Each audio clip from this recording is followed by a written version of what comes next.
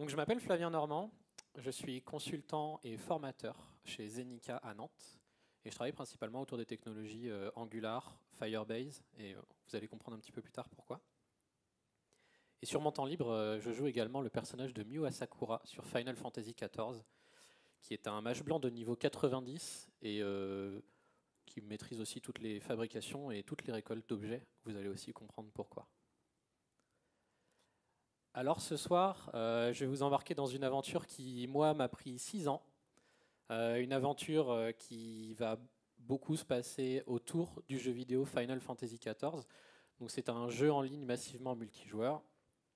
Un jeu dans lequel beaucoup de personnes peuvent interagir ensemble, fabriquer des objets, avoir une histoire, faire des combats, etc. etc. Je ne vais pas forcément rentrer plus dans les détails, ça ne va pas être la partie compliquée qui va nous intéresser. Alors dans ce jeu, eh bien, on peut fabriquer des objets. Et pour fabriquer des objets, comme dans la vie réelle, il nous faut des ingrédients. Si je veux faire une tarte à la fraise, il va me falloir de la farine, des œufs, des fraises et peut-être d'autres trucs. Je ne sais pas faire de tarte à la fraise. Alors du coup, ici on a un exemple de recette. Cette recette, c'est une recette pour un objet qui s'appelle une étoffe de laine d'ovime. Pour ça, il me faut 4 cristaux de foudre et 3 fils de laine d'ovime. Donc, les 3 fils de laine d'ovime, vous vous doutez bien que on ne peut pas trouver du fil de laine comme ça dans la nature. Alors du coup, pour en avoir, en fait, c'est aussi une recette. C'est une recette dans laquelle on va ignorer les cristaux parce que sinon ça va être trop compliqué. Pour cette recette, il me faut 4 toisons d'ovime et un natron dense. La toison d'ovime, ça ressemble un petit peu à de la laine. On se dit qu'on doit pouvoir récupérer ça sur un monstre. Le natron dense, par contre, ça a l'air d'être vachement préparé. Eh bien oui, parce qu'en fait, pour avoir de la toison d'ovime, il faut aller tuer ce monstre-là qui est un bouquetin. Et pour avoir du natron dense, c'est aussi une recette. Je vous épargne les détails pour la recette ici, parce qu'on n'a plus la place là. Ici, par exemple, les ingrédients, on peut les récupérer en allant miner dans une zone précise du jeu.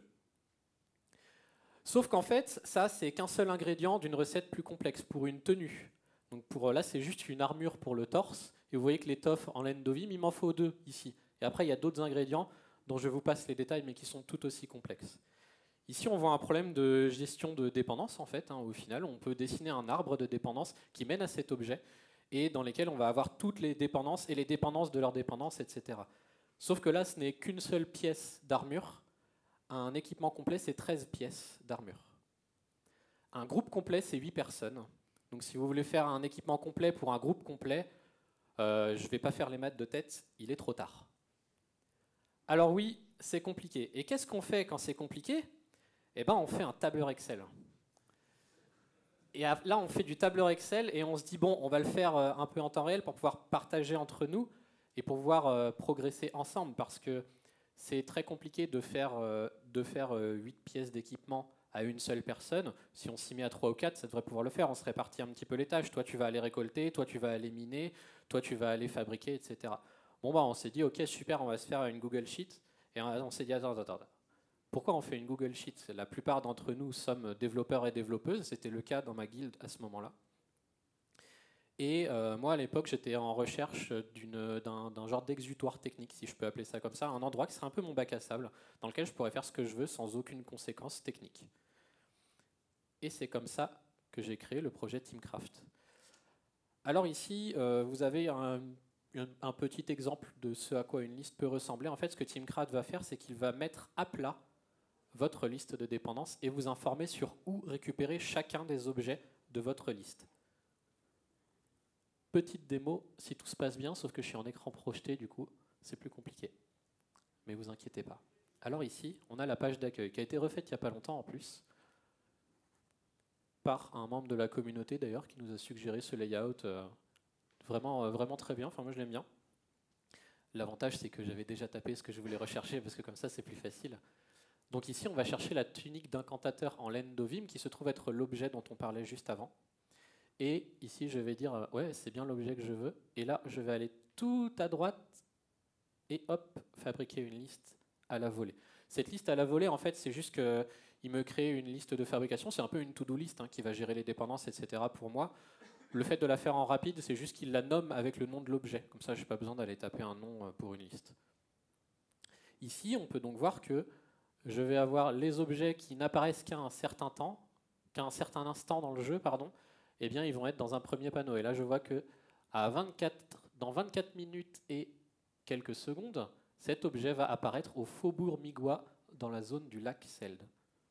Et par exemple, si je veux regarder les détails de cet objet, je vois qu'il peut s'acheter.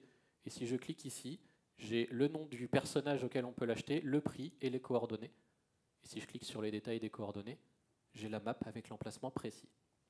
Tout ça, ce sont des données qu'on a réussi à extraire des fichiers du jeu, moyennant énormément de rétro-ingénierie, parce qu'il n'y a aucune documentation, il n'y a aucune API officielle. Là, vous voyez, par exemple, la mise à plat des dépendances dont je vous parlais tout à l'heure pour cette fameuse tunique. On pourra retrouver, alors là, par exemple, on retrouve le Natron Dance en craft prérequis. Ce qu'il faut savoir aussi, c'est que tout ce layout-là peut être customisé par l'utilisateur. On en a quelques-uns qui sont préfets, parce que c'est un système qui est quand même assez complexe, donc on préfère en donner des simples aux utilisateurs pour les utiliser. Mais ça, ce n'est qu'une seule des fonctionnalités qui s'appelle la liste. On peut aussi créer des tenues, on peut enregistrer de l'artisanat dans le jeu, on peut partager, on peut faire des fabrications pour de faux, pour s'entraîner à fabriquer des objets dans le jeu, etc. etc. On ne va pas forcément faire le tour des fonctionnalités. L'idée, c'est qu'aujourd'hui, on est parti de ce besoin-là, et au fur et à mesure du temps, on s'est rendu compte que, tiens, si on faisait une base de données avec des détails de chaque objet, tiens, si on faisait un moyen de partager la façon dont on fabrique les objets, tiens, si on trouvait un moyen de traduire des macros, par exemple, parce que c'est un jeu qui est disponible en 6 langues en tout, et quand on partage une macro, une liste d'actions automatisées, ça utilise les noms des actions du client de jeu qui est utilisé. Donc moi, si je génère une macro en français, les noms des actions sont en français. Si on lance ça sur un client anglais, ça ne fonctionne pas. Donc on s'est dit, bah tiens, on va faire un petit outil de traduction de macro. Il y a certaines fonctionnalités qui ont été intégralement créées par des contributeurs ou contributrices, et dans lesquelles je n'ai quasiment jamais mis les mains. Alors maintenant qu'on a un petit peu plus de détails, hop là. Voilà. Donc au niveau technique, on va retrouver du Firebase, on va retrouver du Angular. Donc Firebase pour toute la partie real-time, pour toute la partie database également. Firebase me gère aussi l'authentification et l'OAuth, et ça fait du bien. Angular pour tout ce qui est quasiment toute la partie logique en fait, parce qu'un gros défi que je voulais me lancer dès le début, c'est de faire un maximum de choses côté front. Ça veut dire ne pas avoir à maintenir un back-end. En tant que développeur front-end, c'est quand même quelque chose d'assez appréciable. Et puis, ça veut dire déporter une grosse partie de la logique côté front et donc sur l'ordinateur de l'utilisateur ou de l'utilisatrice. Ça veut dire aussi faire beaucoup plus gaffe avec les ressources, parce qu'il y a certains calculs où ce serait beaucoup plus facile côté back d'agréger énormément de données. Côté front, ça va potentiellement prendre du temps sur la façon dont je les récupère. Donc ça veut dire aussi avoir une approche différente. J'utilise AntDesign, ça c'est le petit logo d'AntDesign, qui est le design système d'Alibaba, qui est franchement excellent sur Angular et qui, moi, en tant que développeur qui n'est pas du tout designer, hein, je ne fais pas des designs terribles, et ben ça m'a vraiment sauvé la vie. Et ça me permet de faire des choses assez propres facilement, et ça me permet aussi de avoir des composants vraiment faciles d'utilisation. Electron, parce que c'est aussi une application Windows, avec la capacité de lire les paquets de données qui transitent entre le client et le serveur, par exemple. Donc on est capable de... par exemple, aujourd'hui, on est capable de créer un miroir de l'inventaire, savoir ce qu'il y a dans l'inventaire de l'utilisateur à un instant T. Et ça fait qu'un utilisateur, pendant qu'il va récolter des objets, par exemple, eh bien, on va pouvoir dire « Ah, tu as récolté du minerai de fer, attends, je vais le cocher pour toi dans la liste, comme ça, tu n'as pas à le faire toi-même. »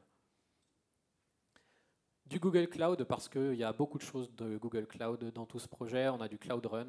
Depuis récemment, on a du Kubernetes.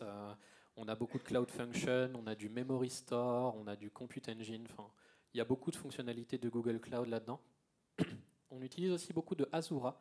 Azura, c'est un back-end qui vous permet d'exposer une base de données SQL en GraphQL. C'est un peu comme ça que je pourrais l'expliquer rapidement. Il va traduire vos appels GraphQL en SQL et va vous permettre de faire un back-end assez souple pour ça. Ça, on s'en sert pour les données de pêche, parce que oui, il y a de la pêche dans Final Fantasy XIV, et oui, elle nécessite une grosse base de données.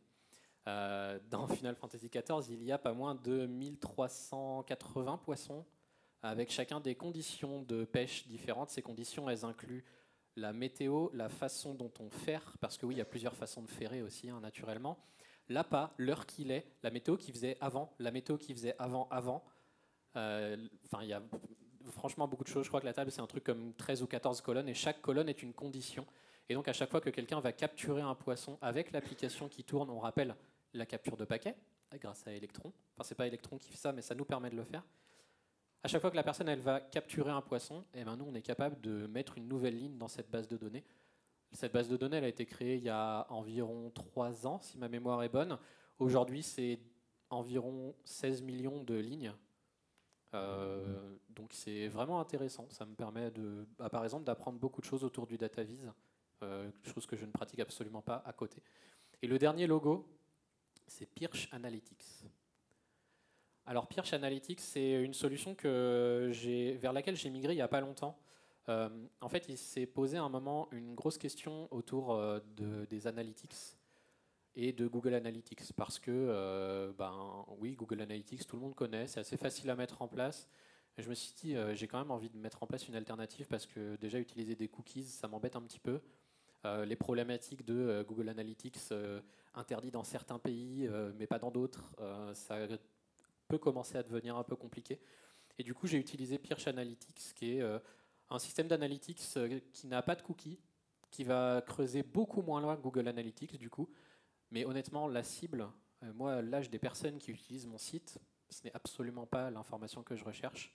Moi, tout ce que j'ai besoin de savoir, c'est combien de personnes viennent sur le site à un instant T, combien utilisent l'application Windows, et c'est à peu près tout. Et donc ça répond totalement à mon besoin. Ça fonctionne sur Electron, ça fonctionne en web, et franchement, super. Alors, quelques chiffres quand même. Attendez, je me permets une petite manip parce que j'ai pas le retour de mon côté. Et ça, c'est pas terrible. Et là, en plus, je vous spoil grave la slide. Énorme. Voilà. Donc, quelques chiffres. C'est un projet qui a été créé en août 2017. Le pointeur, c'est chez vous. Voilà, c'est bon, il est parti. On est aujourd'hui autour des 400 000 actifs mensuels, donc personnes qui se connectent au moins une fois par mois sur le projet. On a un serveur Discord pour tout ce qui est support, échange, discussion autour du jeu, autour du projet, autour de l'outil, pour faire du troubleshooting, pour faire du rapport de bugs et tout ça. On a environ 26 000 personnes dessus. Et aujourd'hui, on est à 4,4 millions de listes créées. Donc ce qu'on a créé tout à l'heure pour la démo, c'est une liste. Ça représente à peu près 1400 listes par jour qui ont été créées depuis 2017. 10 000 commits, ça c'est principalement moi. Mais on va en parler après. Aujourd'hui, on est à 80 contributrices et contributeurs sur le projet. Alors, dedans, j'inclus toutes les personnes qui font de la traduction et j'inclus toutes les personnes qui n'ont fait qu'une PR un jour pour peut-être fixer une faute de frappe. Parce que ces personnes-là, elles comptent aussi, leur contribution, elles comptent aussi. Et il y a aussi des PR qui sont beaucoup, beaucoup plus massives. Une fois, j'ai une personne qui était entre 2 jobs sur San Francisco, qui fait beaucoup d'Angular et qui s'est dit, tiens, je vais refaire tout son système de pages de base de données qui exposent de la data viz et je vais tout exploser en des requêtes GraphQL indépendantes. Et j'ai la PR qui arrive, ça fait 85 fichiers, je fais quoi? Et donc trop bien. Voilà, il y a tout type de contributeurs et contributrices et chaque contribution est vraiment appréciée. Aujourd'hui, on est autour des 950 stars sur GitHub et 2500 donateurs et donatrices sur le projet. Ça aussi, on va y revenir un petit peu plus tard. Et 12 langues. Et là, vous allez me dire, attends, dans la slide de présentation, le gars, il n'a pas dit qu'il était polyglotte. Et en fait, non. C'est traduit en 12 langues. Vous noterez que les drapeaux qui sont ici, ce sont les drapeaux de tous les pays pour lesquels c'est traduit. Alors, du coup, on retrouve 2 fois le portugais, mais on a bien 2 locales différentes parce que c'est super important. Et surtout, ce qui est important, c'est que je les ai rangés dans l'ordre dans lequel ils sont le plus traduits. C'est-à-dire qu'aujourd'hui, l'application, elle est plus traduite en chinois qu'en français. Alors que je parle français, mais bon, la trad, c'est secondaire. Donc, non, en vrai, c'est super important, mais j'ai pas le temps. J'implémente principalement en anglais, et ensuite, c'est mis en place dans le système de trad, et les personnes peuvent venir traduire comme ils et elles le souhaitent. Et pour ça, j'utilise une plateforme qui est géniale, qui s'appelle Crowdin. En fait, ça fait partie un petit peu de tous ces tips du fait que je lance un projet en solo et que je ne m'attendais pas à ce que ça fonctionne concrètement. Moi, à la base, c'est juste un bac à sable pour faire n'importe quoi, hein, je rappelle. Et du coup, au fur et à mesure que ça a grossi, des personnes ont commencé à me demander, tiens, je pourrais l'avoir en telle langue, est-ce qu'on pourrait l'avoir Bah, la plus grosse anecdote là-dessus, c'était le coréen. J'ai 2 personnes qui m'ont contacté et qui m'ont dit Salut, ton site il est super. Nous, on a une version coréenne de Final Fantasy XIV, c'est là où je l'ai appris d'ailleurs, qui est en plus en retard par rapport aux mises à jour. Et ils m'ont demandé est-ce que on pourrait avoir l'interface traduite en coréen. Bah, naturellement, je leur dis bah, moi, le truc, c'est que je ne parle pas coréen. Et du coup, comment on peut s'arranger? Est-ce que je vous envoie un JSON? Et là, la personne me répond c'est quoi un JSON? Bah oui, c'est vrai. Bah ouais. Et du coup, sur Crowdin, j'ai pu très facilement créer le projet, rajouter mon fichier, rajouter mon repository. Et le plus flagrant, c'est qu'en une nuit, ils ont traduit l'intégralité de l'application à 2. Alors en une nuit chez nous, c'était quand même la journée chez eux, mais avec le décalage horaire, mais il y a quand même beaucoup de travail. À l'époque, c'était 4500 mots, et à 2, ils ont traduit ça assez rapidement. Ce qui est intéressant avec Crowdin, c'est que il me fait automatiquement des pull requests sur mon repo GitHub. J'ai rien à faire pour ça. Dès qu'il y a un changement dans une des langues, j'ai une pull request qui est créée. Il m'en fait pas une par langue. J'ai vraiment juste une pull request qui dit ici je mets les mises à jour de traduction et dedans il y a tout. Il y a de l'allemand, il y a du coréen, il y a du français, il y a du chinois, il y a de tout. Et surtout, ce qui est très intéressant, c'est que c'est gratuit pour les projets open source. Et ça fait partie aussi des critères, des choses vers lesquelles on veut avancer, de se dire ben, encore une fois, je suis tout seul, c'est pas un projet pro, aujourd'hui ça le devient un petit peu, mais l'objectif c'est pas d'en faire un produit, il n'y a pas de business model derrière. Moi il faut que ça puisse tourner sans que ça prenne trop de temps, sans que ça prenne trop d'énergie, sans que ça prenne trop de stress. Et donc des approches comme ça c'est vraiment sympa. Alors bien sûr ils ont un business model, enfin ils ont des versions payantes, il y a plein de choses autour. Hein. Mais pour des projets open source c'est gratuit et franchement ne vous en privez pas, c'est vraiment cool à utiliser. Alors au début, c'était pas très beau. Et au début, c'était fait, vous avez peut-être reconnu, Material Design. Ça, c'était en août 2017, du coup. Et j'avais fait le premier système de liste, un petit peu vite fait. C'est la seule capture d'écran que j'ai retrouvée de cette époque-là. Elle est même pas en HD en plus. Et en fait, à ce moment-là, je commence à me poser la première problématique. Il me faut un back-end en temps réel que j'ai pas à maintenir parce que je suis pas développeur back, qui va scale tout seul parce que je suis pas développeur back et je suis encore moins infra. Et comment je fais vers quoi je m'oriente? Alors naturellement, j'ai regardé un petit peu, je me suis dit ouais, quand même faire un petit peu de Node.js avec du Socket.io, ça doit pas être compliqué. Puis après, j'ai vu comment on scale et je me suis dit non, mais là, je vais pas pouvoir maintenir ça en même temps que je maintiens mon front, qui est quand même assez complexe. Et du coup, Firebase. Firebase, ça a fait partie aussi de cette stratégie de j'ai pas beaucoup de moyens, j'ai quand même pas mal d'exigences techniques, comment je trouve le meilleur monde là-dedans. Et en fait, Firebase a des quotas gratuits qui, moi, m'ont porté le projet pendant 2 ans. Donc pendant 2 ans, je n'ai pas dépassé les quotas gratuits parce qu'il n'y avait pas forcément énormément de monde non plus sur le projet. Aujourd'hui, j'utilise encore énormément Firebase. Aujourd'hui, il me coûte de l'argent. Mais par rapport au volume qui est utilisé, là aujourd'hui, on parle de 200 millions d'opérations de lecture par mois en moyenne. Et on est sur un pricing qui va, tout compris, c'est-à-dire en comptant la bande passante, avoisiner les 200 € par mois pour 200 millions d'opérations de lecture avec une gestion de pic qui est franchement exceptionnelle. Je trouve ça totalement acceptable. Donc ça m'a vraiment beaucoup aidé. Parce que c'est ça qui fait le temps réel, c'est ça qui fait la magie derrière, qui fait qu'on partage à travers le monde. Et il y en a un qui coche un truc de fait sur une liste et l'autre à l'autre bout du monde le voit comme ça se mettre à jour. Et puis au bout d'un an, je commençais vraiment à me dire, bon, c'est vrai que graphiquement j'ai envie de revoir autre chose. Et mes utilisateurs et utilisatrices me disaient, mais tes boutons ils sont trop gros et puis il y a trop de place qui est perdue, etc. Bon, les gens ils râlent souvent hein, quand même, mais là ils avaient raison. Alors, on en a parlé tout à l'heure dans le design. Pourquoi est-ce que là j'en parle? Déjà parce que en design je trouve ça vraiment cool, mais surtout parce que j'ai pu le faire. En fait, j'ai fait un refactor qui m'a pris 6 mois. Et moi, tout ce que je voulais, c'était apprendre en design. Et je voulais refaire mon appli avec en design. Et je me suis lancé dans un truc qui m'a pris 6 mois sur mon temps perso. Et si ça n'avait pas marché, bah c'est pas grave. Et grâce à ça, j'ai pu vraiment m'éclater en fait. J'ai juste un soir, je me suis dit vas-y, je vais commencer mon refactor avec en design. Et c'était parti. Et du coup, ça m'a permis d'apprendre énormément de choses autour, d'apprendre beaucoup de choses autour des migrations aussi. Comment est-ce que je l'ai organisé, comment j'aurais pu l'organiser après aussi, hein, après coup, me dire En vrai, peut-être que ça, j'aurais pu le faire autrement, etc. J'ai énormément appris avec cette migration, c'était hyper intéressant. Ensuite, il y a eu l'arrivée d'Electron, dont j'ai parlé tout à l'heure, qui m'a permis notamment de lire les paquets, de mettre en place un système qui m'a permis de lire les paquets de données du jeu. Avec un petit disclaimer, sur mon projet, il y a une règle qui est très très importante. Le projet lit seulement les paquets. À aucun moment il ne les modifie, à aucun moment il n'en injecte. C'est une règle très importante. Parce que permettre ça, même au niveau de la librairie qu'on a écrit pour ça, ce serait ouvrir la porte à de l'automatisation en utilisant cette plateforme. Ce serait ouvrir la porte à tout type de triche, et c'est vraiment pas quelque chose qu'on peut faire. Bien sûr, il y a des outils pour tricher, ça existe dans tous les jeux, mais celui-là n'en sera jamais un. Donc moi, c'est une règle que je mets vraiment au plus bas niveau possible, c'est-à-dire au niveau de la librairie. Il n'y a rien dans l'API de la librairie qui permette d'aller injecter des paquets, parce que c'est une librairie faite maison. Ça nous permet aussi de faire des overlays qui vont venir se mettre au-dessus du jeu. Donc là, ici, on a un petit overlay qui va nous donner en fait les temps, les fameux moments à partir desquels les objets vont apparaître sur la carte.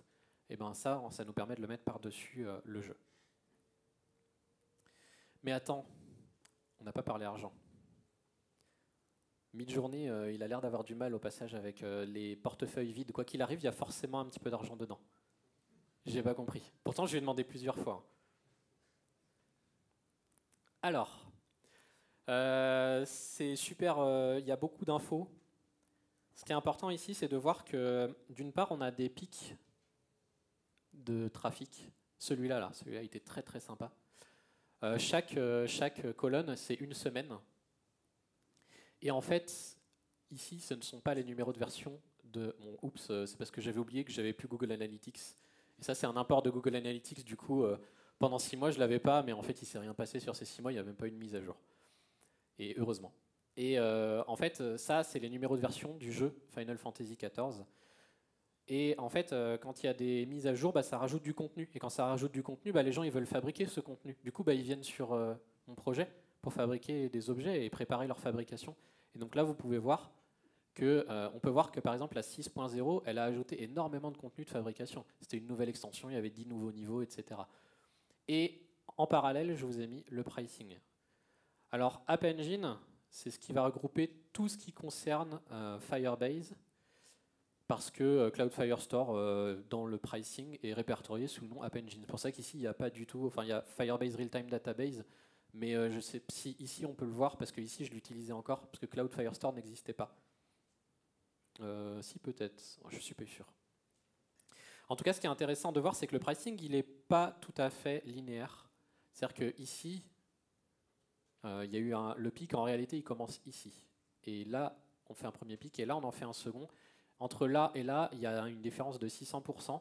Entre ce pricing-là et ce pricing-là, il n'y a pas une différence de 600%. Et ça, c'est intéressant. Ça veut me dire que moi, de mon côté, je n'ai pas trop mal géré l'optimisation. Et là, vous allez me dire, attends, mais là, il y a une barre des 1000 euros. Si on fait le calcul, ça fait combien? Ça fait 25 000 euros. Alors, du coup, ça fait 25 000 euros.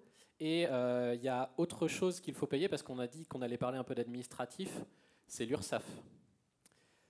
En fait, ces 25 000 euros, moi je ne les ai pas sortis de ma poche. Bon, même si en l'étalant sur toutes ces années, ça aurait peut-être pu le faire, mais bon, si on regarde bien, ici, ça aurait fait mal quand même. Là. Si j'avais dû sortir ça de mon salaire, ça m'aurait fait un petit peu mal quand même. Alors en fait, vous allez me dire, ok, mais comment tu payes dans ce cas-là? Eh bien, il y a 3 solutions que j'ai mis en place. La première, c'est Patreon. Alors Patreon, c'est du financement participatif mensuel ou annuel. Maintenant, on peut aussi faire de l'annuel. Patreon, ça fait que les gens ils vont pouvoir me dire, tiens, moi je vais te donner tant d'argent par mois pour soutenir le projet. Aujourd'hui, Patreon, c'est 2400 personnes, c'est environ 4000 $ par mois. Il y a Tipeee. Tipeee, je l'ai mis en place il n'y a pas très longtemps. Tipeee, aujourd'hui, c'est 18 € par mois qu'ils me versent. Mais ça permet de faire des dons en one time. Les gens qui ne veulent pas donner sur le temps, qui veulent juste donner 50 € et pas avoir un prélèvement chaque mois, ils peuvent le faire à travers Tipeee. Et en plus, c'est une boîte française et ils sont vachement cool. Alors j'aime bien travailler avec eux. Et puis il y a Playwire. Playwire, c'est une régie de pub. Vous allez me dire, les pubs. Ouais, totalement. Je suis entièrement d'accord avec vous. Et en fait, la réalité, c'est que j'ai beaucoup de personnes dans ma communauté qui m'ont demandé à ce que je puisse rajouter même juste une pub. Par contre, j'ai mis mes conditions. Cette pub, elle est ciblée uniquement parce que on sait que c'est des joueurs de jeux vidéo qui utilisent mon projet, donc il n'y a pas besoin de cibler par les cookies. Mettez des pubs pour les joueurs de jeux vidéo, vous serez très content. La deuxième condition, c'était pas de vidéo, pas d'audio, pas d'animation. Et la troisième condition, c'était une seule pub, toujours au même endroit. Et Playwire, ils ont accepté, ils l'ont même permis de faire tourner ça partiellement sur Electron. Et donc ça permet aux personnes qui le souhaitent de soutenir sans payer.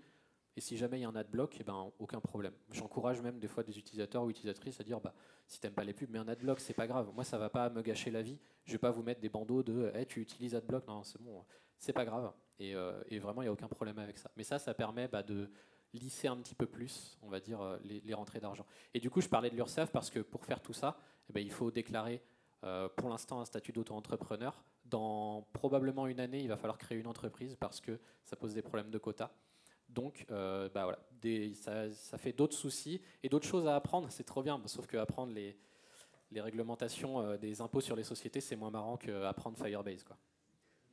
Et puis, il y a Zenica. Zenica me donne du temps sur les gros jours de mise à jour. Ces jours où je peux avoir jusqu'à 12 heures de travail pour mettre à jour toute la plateforme et toutes les API et les librairies qui en dépendent. Ça, c'est un travail que je fais parce qu'il me donne le temps de le faire. Ces journées-là, je suis en off. C'est un jour qui m'est offert sur lequel je peux mettre tout ça à jour. Donc c'est vraiment cool. J'accélère parce que je me rends compte qu'il ne nous reste plus beaucoup de temps, mais ça tombe bien, on va conclure. Alors si je devais un petit peu résumer tout ça, le condenser plus sur le côté humain, il y a quand même pas mal d'avantages. Le premier avantage, c'est que c'est un projet qui fait quand même une très belle communauté aujourd'hui. Je fédère une communauté qui est très cool. Récemment, il est arrivé un incident, il y a eu une facture de 2000 € qui est tombée parce qu'il y a eu un problème de pricing chez un des prestataires qu'on utilise. J'en ai parlé à ma communauté, en moins d'une heure, on a levé 4000 € et je leur ai dit non mais arrêtez en fait, c'est bon, le problème il est réglé, vous avez payé la facture, il n'y a pas de problème. Vraiment, c'est pas, je m'envoyais pas plus d'argent, je suis pas là pour gagner de l'argent en fait. C'est aussi, comme je disais, un très gros bac à sable personnel, je fais ce que je veux.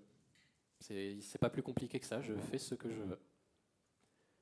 C'est un projet vitrine qui est très efficace sur le CV. Aujourd'hui, c'est ce qui me permet, moi, de montrer aussi mon expertise sur les technologies que j'utilise au sein du projet. C'est ce qui me permet aussi de montrer que, par exemple, je sais utiliser Electron, tout bêtement. Ou même la CI, tout ce qui est CI et CD, ça a été mis en place par moi-même. Du coup, ça me permet aussi de montrer tout ça. C'est beaucoup de rencontres, beaucoup d'échanges sur des cultures incroyables de gens à l'autre bout du monde où je découvre des choses géniales. J'ai des contributeurs et contributrices de partout dans le monde. J'ai du monde en Corée du Sud, en Chine, au Japon, en Australie, aux États-Unis. Et on parle même de choses personnelles et je trouve ça tellement enrichissant de pouvoir apprendre toutes ces choses qui, moi, me sont étrangères en fait. Et c'est quand même un revenu complémentaire à travers tout ça, même s'il y a des charges, même s'il y a l'URSSAF, et ça fait toujours un petit plus à la fin du mois. Donc ça reste quand même un avantage. Mais il y a quand même des inconvénients. Alors le premier inconvénient, c'est qu'on a très peu de contact avec Square Enix. La discussion avec Square Enix, elle est très compliquée. C'est une société japonaise. Ils ont une antenne à Londres avec une personne francophone à l'intérieur, avec laquelle on discute un petit peu. Mais en réalité, ils ne veulent pas vraiment avoir à discuter avec nous. Ils sont contents qu'on les aide. Il y a même du monde chez eux qui utilise notre produit, mais mon projet, pardon, parce que j'aime pas trop dire produit, mais on va y venir justement juste après. Mais voilà, il y a très peu de contact avec eux. Il y a beaucoup de temps passé. J'ai mis environ 6000 heures.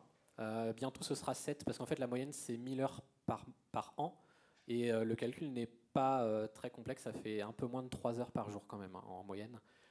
J'y ai déjà passé des week-ends entiers. J'y ai déjà passé des semaines entières de vacances.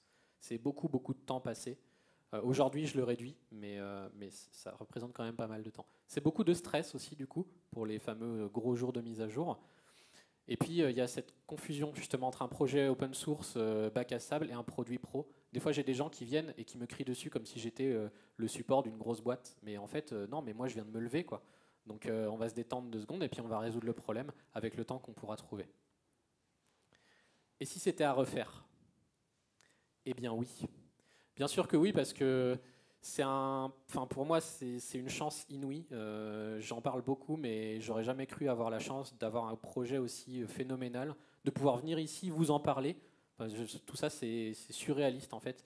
Je trouve ça incroyable et j'adore vraiment. Quels que soient les inconvénients, franchement, ouais, toujours. Eh ben merci beaucoup.